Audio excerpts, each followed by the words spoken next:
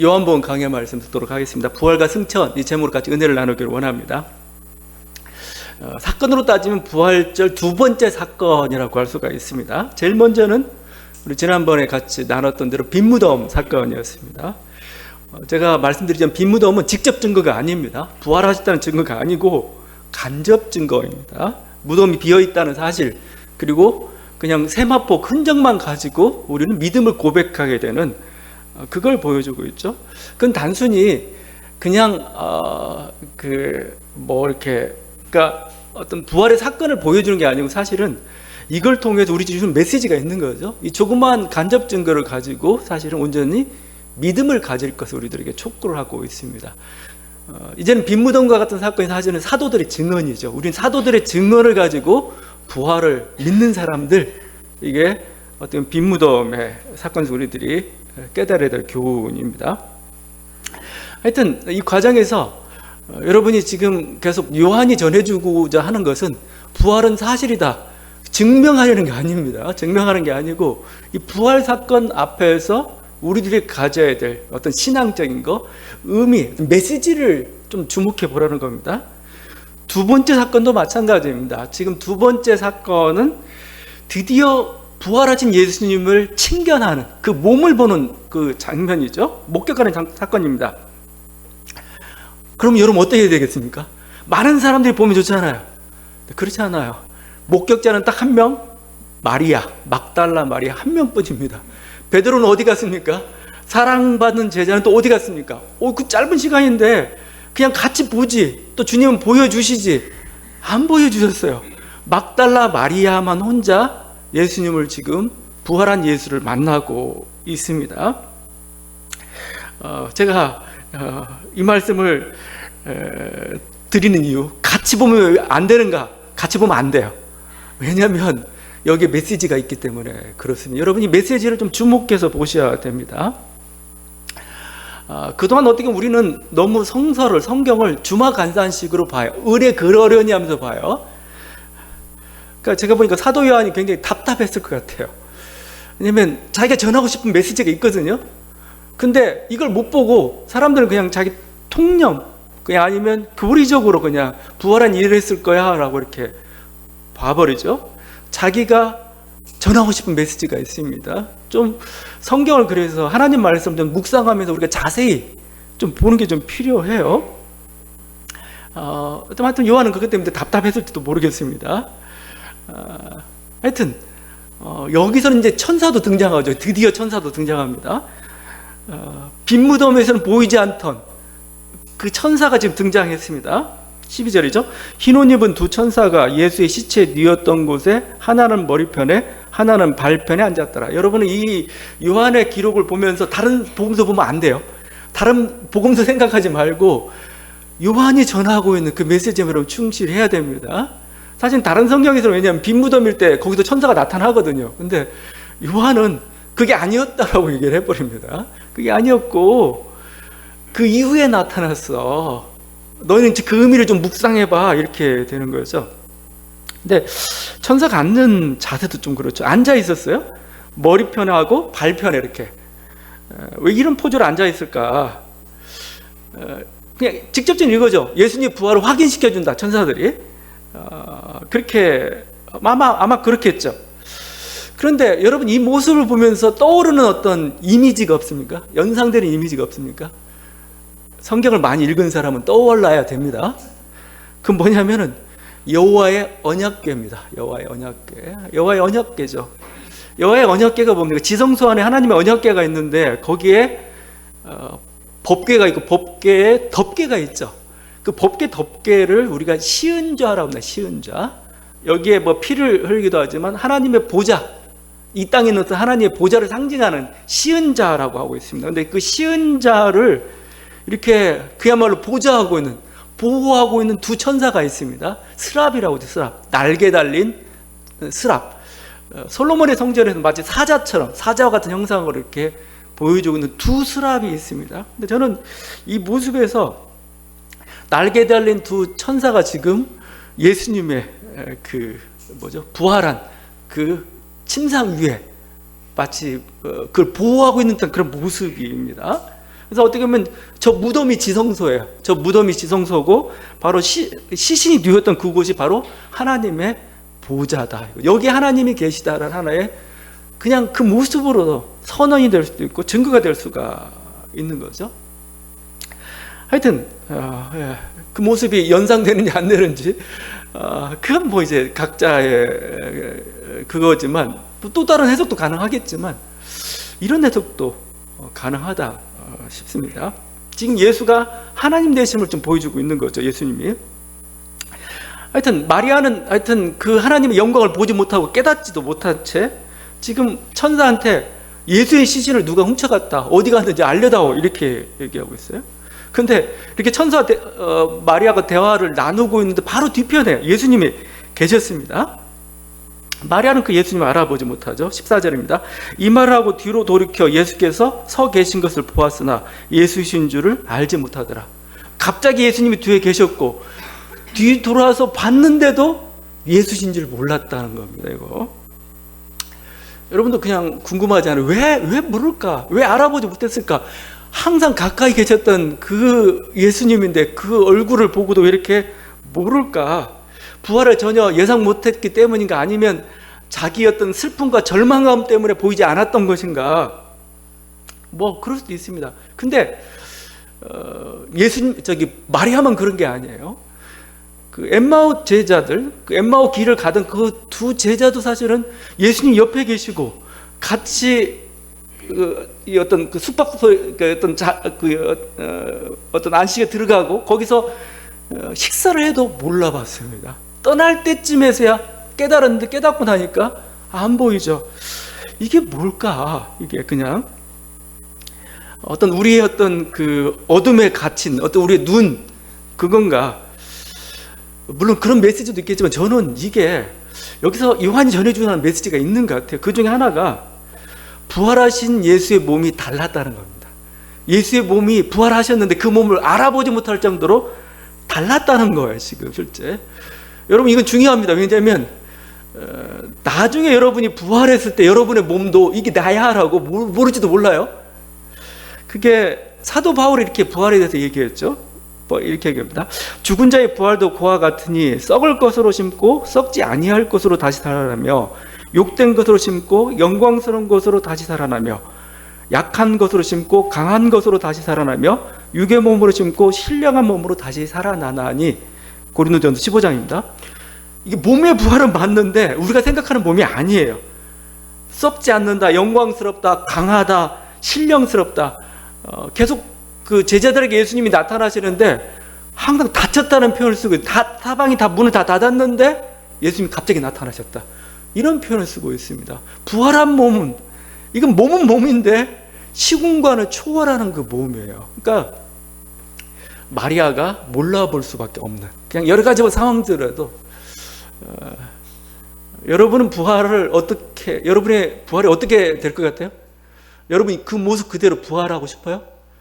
굉장히 자신 있는 사람이죠. 난 네 얼굴 괜찮아. 내 성격 괜찮아. 난 이대로 부활하고 싶어.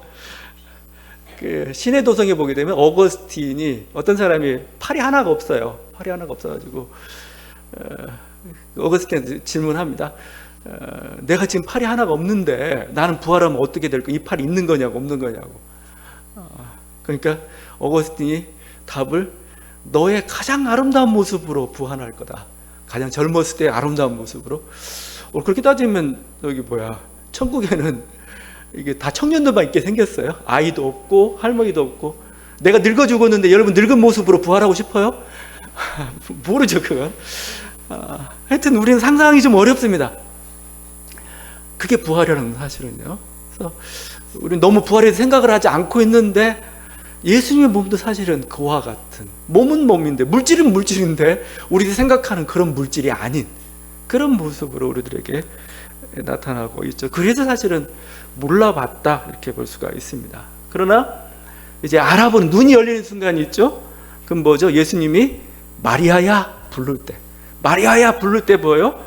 마리아의 눈이 열려서 예수님을 알아봅니다. 16절이죠. 예수께서 마리아야 하시거늘 마리아가 돌이켜 히브리 말로 라보니 하니. 여러분도 그렇지 않나요?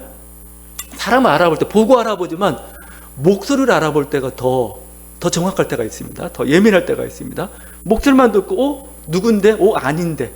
오랫동안 몰라가지고 막 긴가민가해요. 긴가민가한데 말을 듣는 순간 뭐예요? 너구나 라고 그렇게 알 때가 있습니다.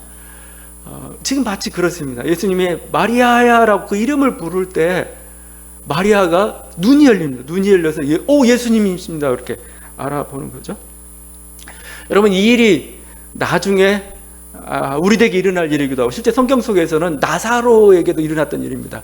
나사로가 그 무덤 속에 이렇게 갇혀 있는데 나사로야 부를 때, 나사로야 나오라 할 때 뭐예요? 그 나사로라는 그 말 한마디 듣고 뭐예요? 나사로가 막 죽은 시신이었던 그 나사로가 뭐예요? 그 무덤물을 박차고 나오지 않습니까? 여러분, 이 일이 바로 우리 부활 때 일어날 겁니다. 아무개야 나오라 할 때 공중에 막 흩어졌던 우리의 그 몸에 이 원소들이, 아니면 땅에 흩어졌던 우리의 이 분자들이 다 하나로 모여가지고 그 소리를 듣고 우리가 부활을 하게 될 겁니다. 그래서 매장이냐 화장이냐 그것까지 문제할 필요 없어요. 지금도 서구는 아직도 매장을 중시합니다. 왜냐하면 부활 때문에 그래요. 부활 때문에 이렇게 묻었다가 거기서 일어나야 되니까. 근데 이게 한 곳에 모여있는 몸이 일어나는 거나 아니면 흩어졌던 몸이 이렇게 재결합하고 일어나는 거나 그건 별로 중요하지가 않아요. 더 중요한 건 뭐예요? 죽었던 게 살아난다는 게 더 중요한 거죠. 그게 가장 큰 사건이지, 어떤 상태에서 일어나는 그건 사실은 별 중요하지도 않습니다. 주님의 말 한마디면 괜찮아요.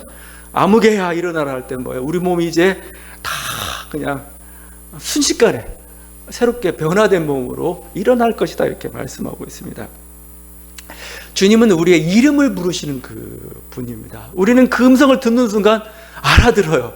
그냥 우리 세포가 알아들어요. 우리의 몸 구석구석에 마디마디 한마디가 뭐예요? 주님의 소리를 알아들어요. 그 소리를 알아듣고 모인다.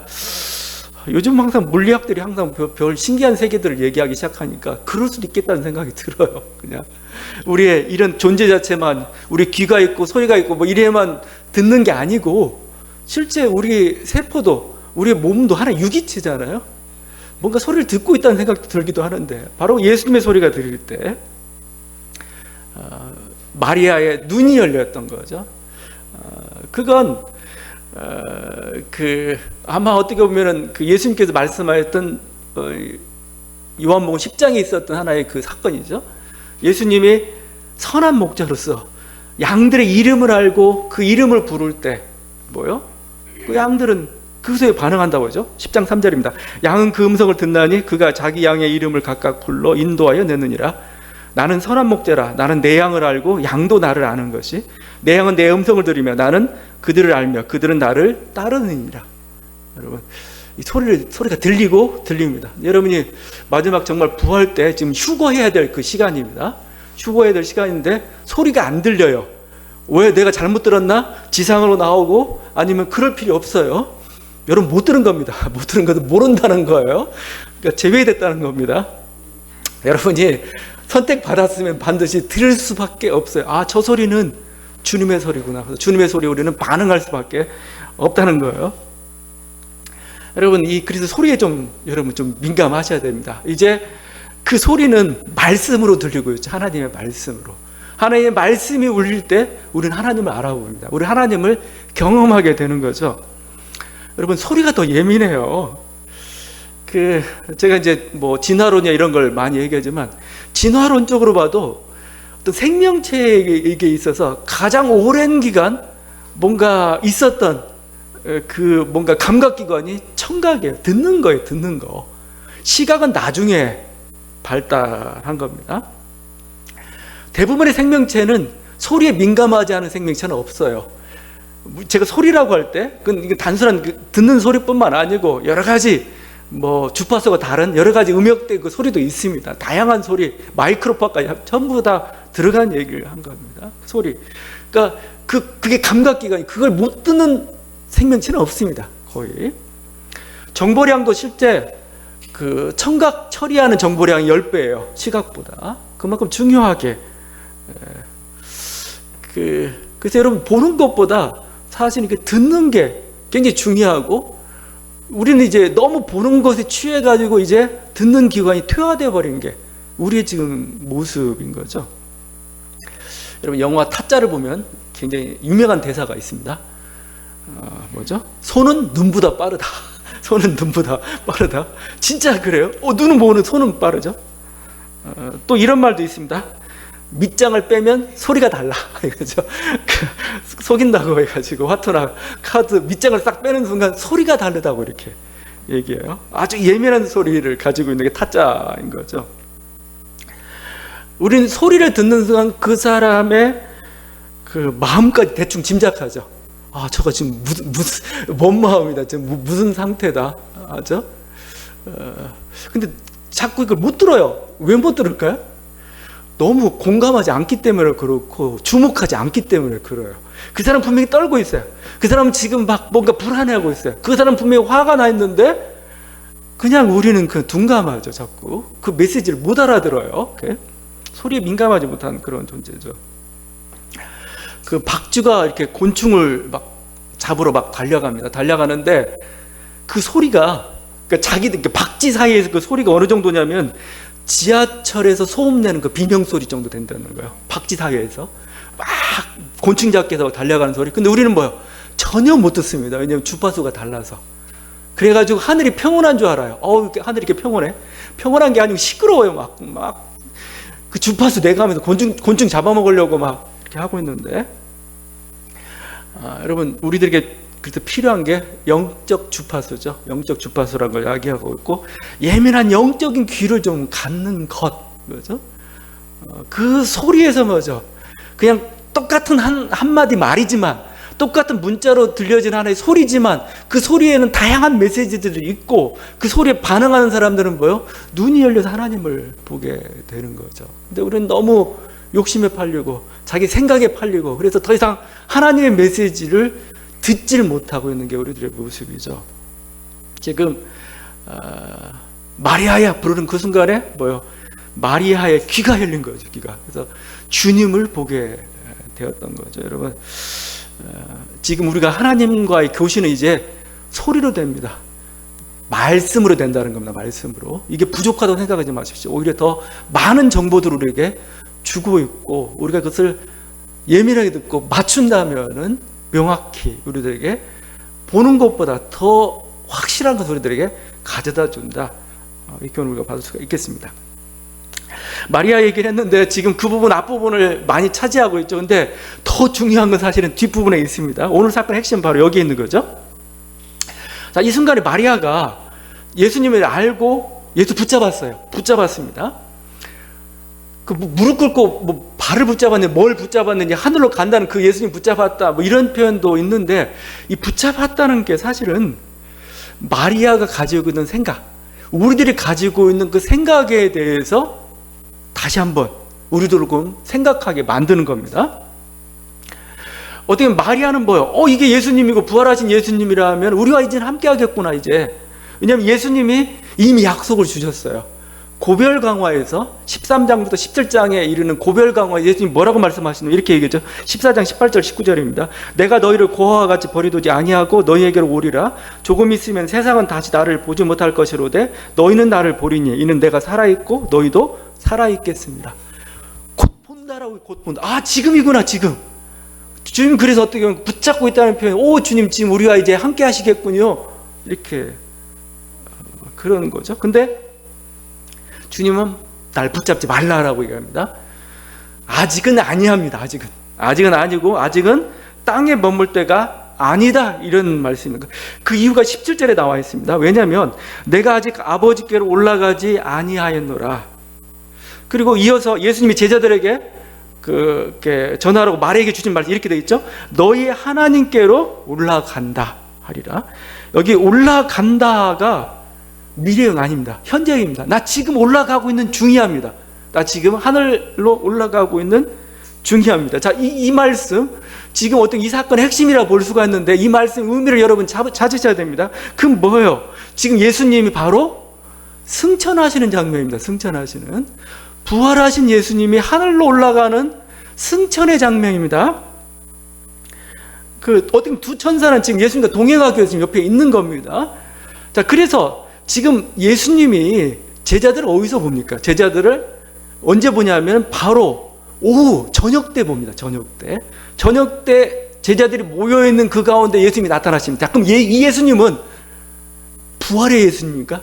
마리아가 봤던 빈 무덤에서 일어났던 그 부활의 예수를 지금 이 제자들이 보고 있는 겁니까? 아니에요. 그 사이에 예수님이 하늘에 갔다 오셨어요. 하늘에 부활하시고 승천하신 예수님을 지금 보고 있는 겁니다. 지금 어떻게 보면 지금 이 마리아 사건을 지금 보여주고 있는 이유가 바로 여기에 있어요. 여기에. 그죠? 지금 예수님 부활하신 예수님이 지금 승천하셔서 하나님을 보시고 그 다음에 저녁 때에 나타나셔서 제자들에게 말씀하시는 겁니다. 그러니까 우리들의 승천 생각은 뭐예요? 우리들의 승천한다는 것은 예수님이 40일 동안 이 땅에 계시다가 감람산에서 쭉 올라가시고 이게 어떤 승천 이런 도식을 가지고 있어요. 그러면 좀 문제가 발생합니다. 왜냐면 예수님 40일 동안 어디 계셔요? 40일 동안 어디서 주무시고 어디서 계시냐고. 이분이 갑자기 쑥쑥 나타났는데 저 세계 갔다 오시는 건가요? 아니면 다른 어떤 우주의 별을 갔다 오시는 건가요? 이러다 보니까 안식교가 아니에요. 몰몬교가 나와요. 몰몬교가 부활한 예수가 아메리카 땅에 나타났다는 겁니다. 또 몰몬교까지 쓰고 갔다고 막 이런 얘기까지 막 나오고 막 그래요. 그 40일 동안 예수님 어디 계시냐 이거예요. 여러분, 그 40일 후의 승천은 졸업식과 같습니다. 졸업식. 그러니까 마지막 세레모니예요. 세레모니. 마지막에 뭐죠? 이제 나는 이제 떠난다 하면서 이렇게 그 마지막에 그 모습이지, 부활하신 이후에 하늘나라에 한 번도 안 가지. 저는 이렇게 봅니다. 부활하신 예수님은 하늘과 땅을 왔다 갔다 하신 거예요. 하늘에 계셨다, 땅에 오셨다, 하늘에 계셨다, 땅에 있다, 이런 식 과정을 거치신 거죠. 그래서 지금 더 중요한 게 있습니다. 예수님이 승천하셔야 될 중요한 게 뭐냐면 지금 승천하셔서 하셔야 될 일이 있기 때문에 그런 거죠. 지금 그래서 마리아에게 내가 승천해야 되고 승천해서 할 일이 있기 때문에 지금 뭐죠? 사실은 그래서 여러분이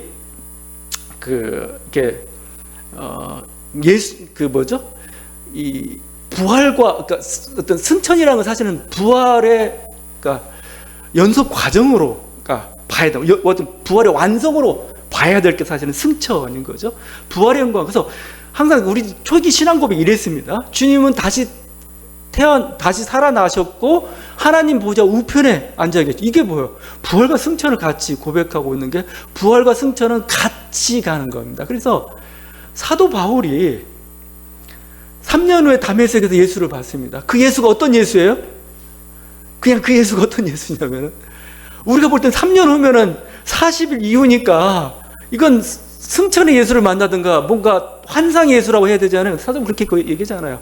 나는 부활의 예수를 봤다고 얘기하고 있어요. 부활의 예수. 내가 본 건 3년 후인데도 부활의 예수라고 고백하고 있어요. 부활과 승천이 다르지가 않습니다. 제가 얘기하는 어떻게 보면은 부활의 최종 목표는 승천입니다. 사실은요. 지금 그걸 알려주려고 지금 이 마리아 사건을 지금 언급하고 있는 겁니다. 자, 그러면 주님의 승천은 왜 이렇게 중요한가? 요한복음에서 두 가지 이유가 있어요. 왜냐면 누누이 얘기했던 게, 그곳에서는 이미 뭐요? 하나님 어떤 천국을 예비해야 되잖아요. 14장입니다. 내 아버지 집에 거할 곳이 많도다. 그렇지 않으면 너에게 일렀으리라. 내가 너희를 위하여 거처를 예비하라고 하노니. 주님은 빨리 천국 가셔가지고 뭐요? 여기다 거처를 마련해야 돼요. 그래서 제자들이 올 수 있도록 그걸 해줘야 되기 때문에 빨리 가야 됩니다. 그래서 주님은, 제가 십자가는 그렇게 얘기했죠. 십자가는 아니 통로라고 했죠. 십자가는 통로. 하늘나라 올라가는 통로일 뿐이에요. 요한복음 계속 전하고 있는 십자가는. 그래서 예수님의 어떤 계획이나 요한의 생각대로면 십자가에서 바로 하늘로 올라가야 돼요.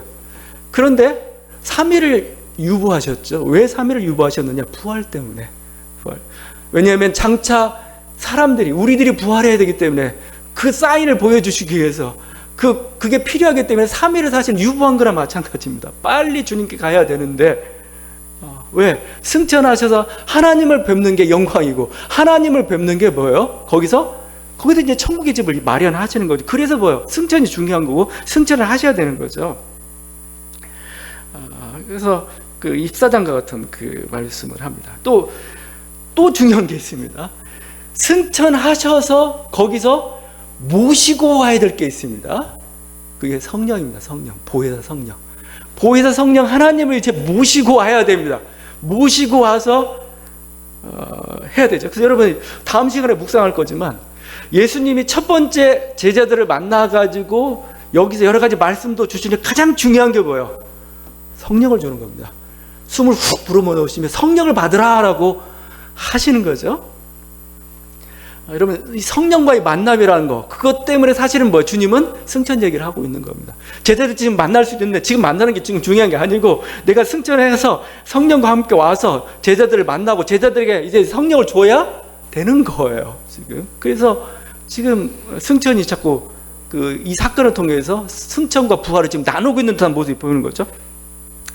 요한복음 7장에 주님이 이렇게 말씀하셨습니다. 나를 믿는 자는 성경 이름과 같이 그 배에서 생수의 강이 흘러나오리라. 이는 그를 믿는 자들이 받을 성령을 가리켜 말씀하시는, 나를 믿는 자는 이제 그 배에서 생수가 흘러넘치는데 그건 뭐냐? 성령이다라고 얘기합니다. 근데 그 이어서 설명구가 이렇게 나옵니다. 예수께서 아직 영광을 받지 않으셨으므로 성령이 아직 그들에게 계시지 아니하시더라. 주님이 영광 받는 게 뭐예요? 하늘나라로 가는 겁니다. 하나님 아버지를 보는 거예요. 그게 영광인 겁니다. 그게 아직 이루어지지 않았기 때문에 뭐예요? 아직 성령이 저희들에게 있지 않다라는 거죠. 그게 이루어지는 그 순간에 뭐 이제 성령은 그 배에서 생수의 강처럼 흘러나오리라 이거죠. 이게 어떤 영광이랑 다른 게 아니에요. 하나님 아버지를 뵙는 것, 하나님 아버지 함께하는 게 사실은 그 영광인 거죠. 이게. 그래서 부활과 승천은 사실은 부활은 어떻게 보면 승천으로 완성이 된다라고 할 수가 있습니다. 그래서 이제 주님께서 곧 오신다라고 하셨죠. 내가 영원히 너희와 함께한다라고 말씀하셨죠. 어떻게 함께하십니까? 그 예수의 부활한 몸으로 함께하십니까? 아니에요. 성령으로 함께하십니다. 성령께서 너희와 이제 영원히 함께한다 이거죠. 그래서 곧 보리라. 이건 단순히 그러니까 부활 정도가 영원히 너희와 함께한다. 이 말은 뭐예요? 부활한 예수님은 지금 하늘나라에 계신데 어떻게 우리와 함께 계셔요? 또 다른 보혜사인 성령으로 말미암아 너희와 함께 할 것이다. 그래서 승천이 중요한 거예요. 주님은 뭐 난 가서 그 성령을 모시고 너희에게 이제 올 거고, 그래서 부활절 저녁에 제자들 만난 가운데서 성령을 이렇게 수여를 하시는 거죠. 성령 이제 너희와 함께하는 존재야 이렇게 하신 거죠. 그러니까 우리는 막 요한복음 읽으면서 이 메시지를 읽지 못하죠. 이게 뭔 말이지? 이게 뭔 말이지? 하늘로 올라가신다는 말은 40일에 간다는 말, 이런 식으로 자꾸 오해를 좀 우리가 했던 거죠. 좀 그냥 문자 그대로 한번 보시고 요한이 왜 지금 이 말씀을 우리에게 전하고 있는가 하죠. 그러니까 여러분 논리적으로 따지면 정말 부활한 예수를 보여주려면 베드로하고 사랑받는 제자 왜 다 보내고 난 다음에 만나냐고, 이거. 그 메시지들이 있는 거죠. 이게 우리들에게 주고자 하는 부활절 두 번째 사건의 메시지입니다. 이 과정 속에서 주님 우리들에게 또 놀라운 하나의 또 선언을 하시고 계시죠. 그게 17절입니다. 너는 내 형제들에게 가서 이르되 내가 내 아버지 곧 너희 아버지 내 하나님 곧 너희 하나님께로 올라간다 하라 하시니. 여기 내 형제라고 합니다. 내 형제. 나의 브로더. 이제는 형제라고 부르면 안 되죠. 형제 자매라고 불러야 되겠죠. 너희는 너의 가족입니다. 형 동생. 이런 어떤 그 관계를 맺고 있는 형제 자매야라고 지금 얘기하고 있죠. 내 아버지가 이제 너희 아버지가 되시고 내가 믿는 하나님이 바로 너희가 믿는 하나님이 되신다. 이제 뭐요? 이게 그냥 어떤 주님의 어떤 뭐 친근함의 표현이고 아니면 주님의 어떤 사랑의 표현이고 아니면 뭔가 죽음 앞에서의 그 싸움에서 승리한 어떤 그 연대성의 표현인가?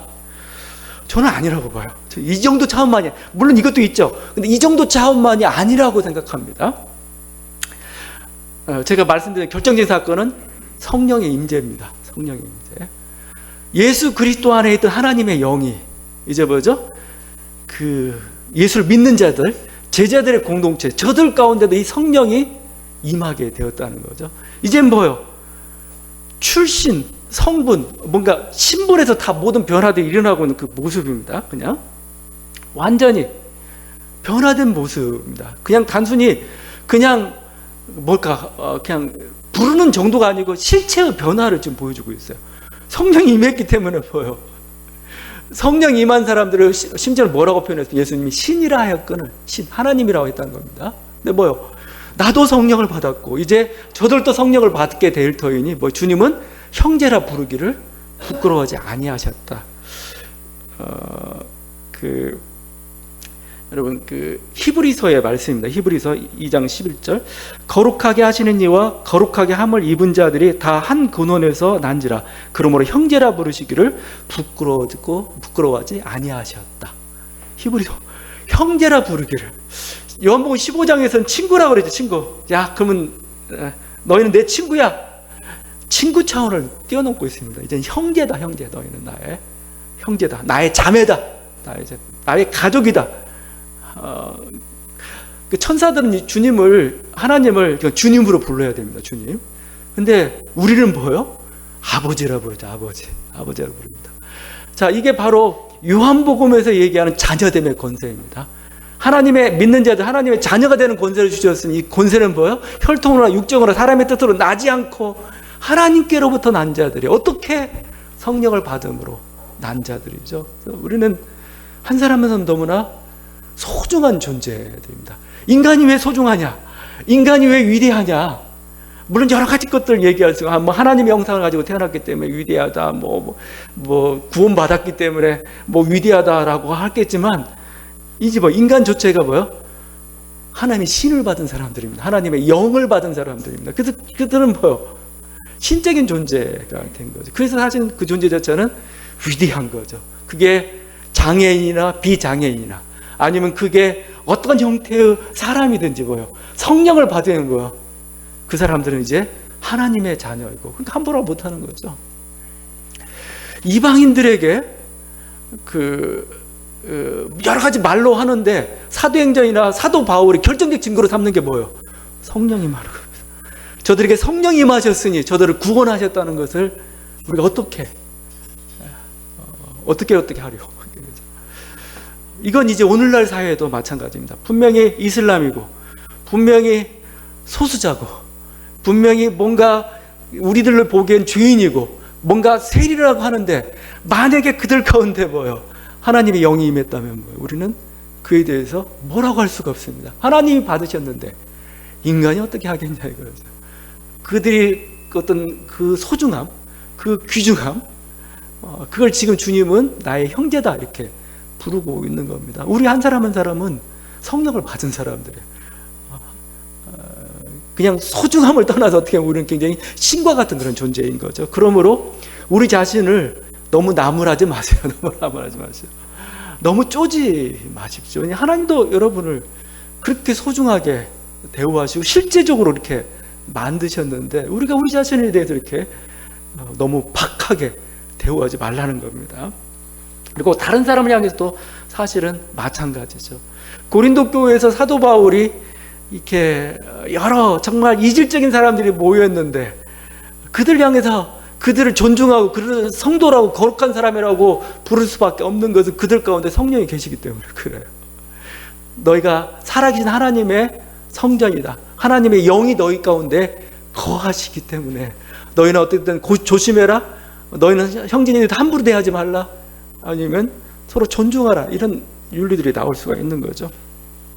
여러분, 우리 주님은 우리를 형제라 부르고 있습니다. 우리를 자매라 부르고 있습니다. 여러분, 이 부활절에 일어난 우리들의 그 놀라운 사건, 우리 주님께 우리에게 준 놀라운 그 선물입니다. 여러분, 이 선물에 대해서 여러분 감사하고 찬양하고 또 기뻐하고 또 이를 잘 여러분 인생 속에서 정말 마음껏 발휘할 수 있는 저와 여러분 되기를 바랍니다. 기도하시겠습니다.